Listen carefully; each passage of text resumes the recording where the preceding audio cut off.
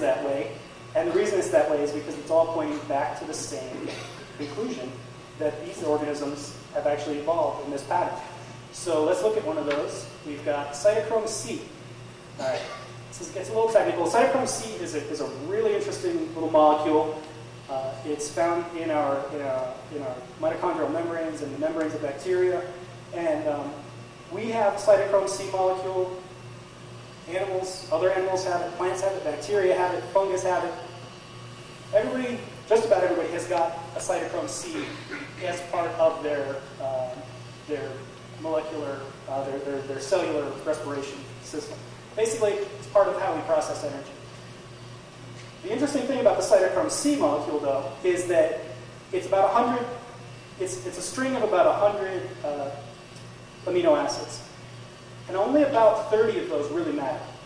So there's about 70% of that molecule that isn't really functional. It's just kind of there to hold it in shape, but it doesn't really matter. So what that means is that molecule can mutate freely, more or less, without affecting the organism. So we can get mutations that accumulate there that don't necessarily negatively or positively affect the organism.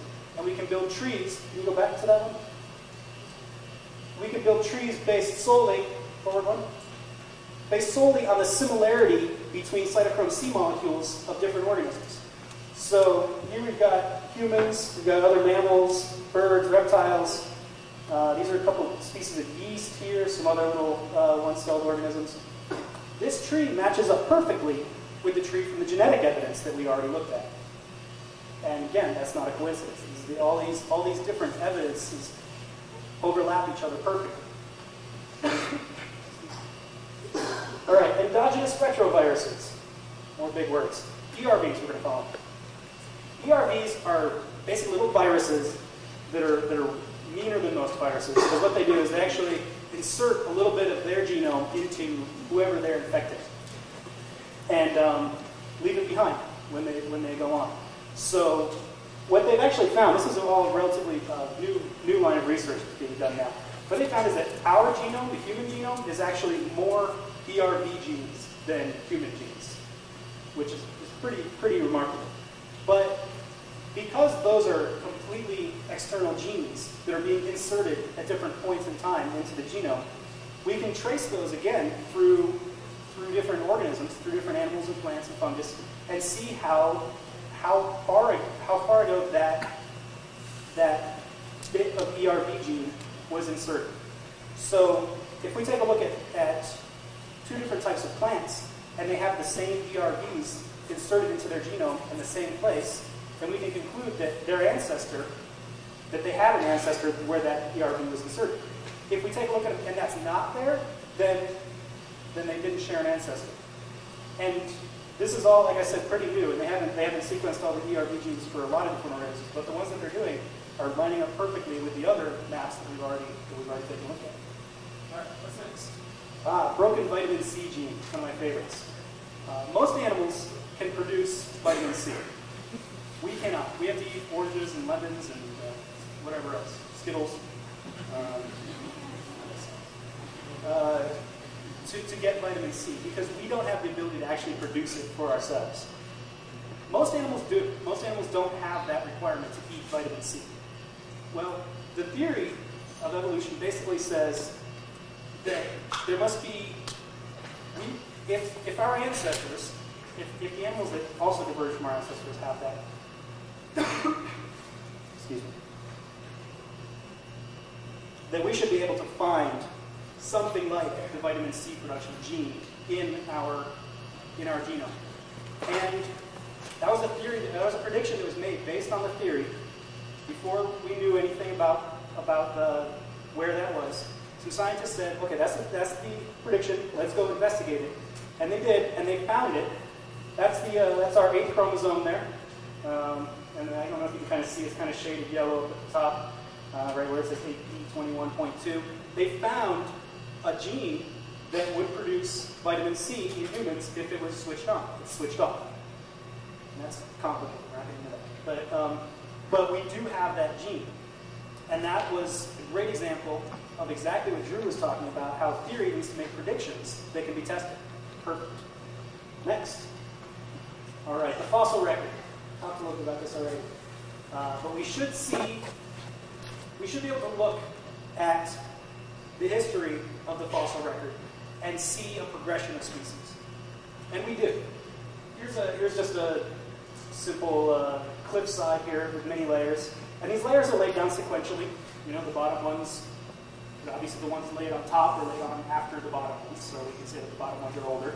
And when we start to investigate what fossils we find in what layers, first we find at the very lowest layers bacterial fossils. Put that up there. All right. These are called stromatolites. They're fossils of bacterial colonies, and they're found very, very low layers. Quite a bit higher up, actually, you start to find a little bit more complex single-celled organisms. These are very, very small. You can't really tell from the scale.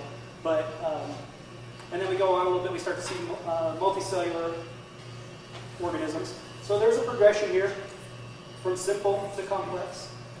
And then we start to get into really, really increasingly complex organisms. So here's a great one. This is sort of an ancient fish. All right. And this is him. And then here's another one. And then we have these other two. We didn't have this missing one here. This one in the middle. And this guy's name is Peacock, but we didn't know about him. But some scientists, this is another example of testing a prediction.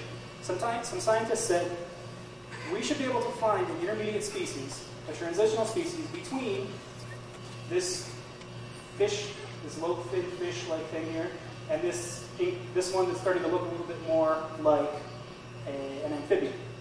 And that is where this goes. This guy is very much amphibian-like.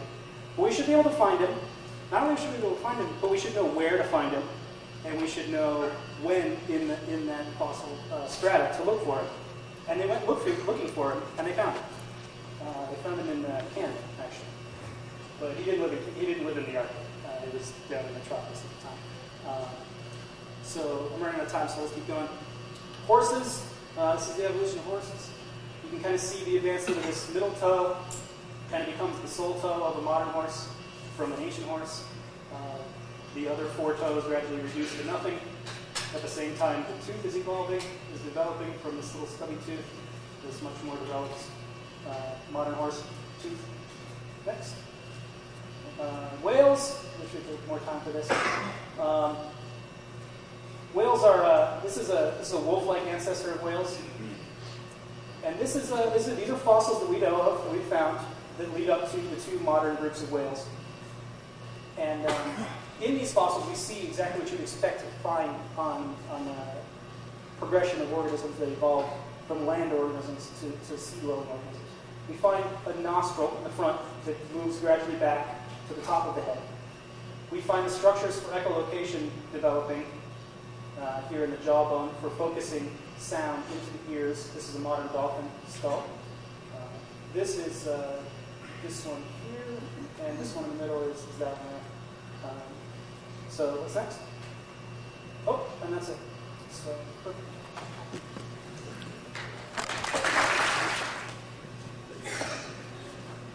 There we go.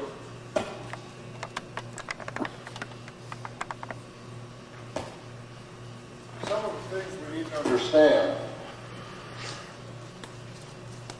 is science. What is it? Science is a study of what the physical universe. Science, I believe, could be defined in its most basic form as conclusions drawn from the results of observation or testing. The process of discovery through observation and through testing. Scientific method is known to require observation, testing, and repeatability, at the least. The microscope was first invented in 1590 in the Netherlands, and it made a huge impact on science. Back in 1640,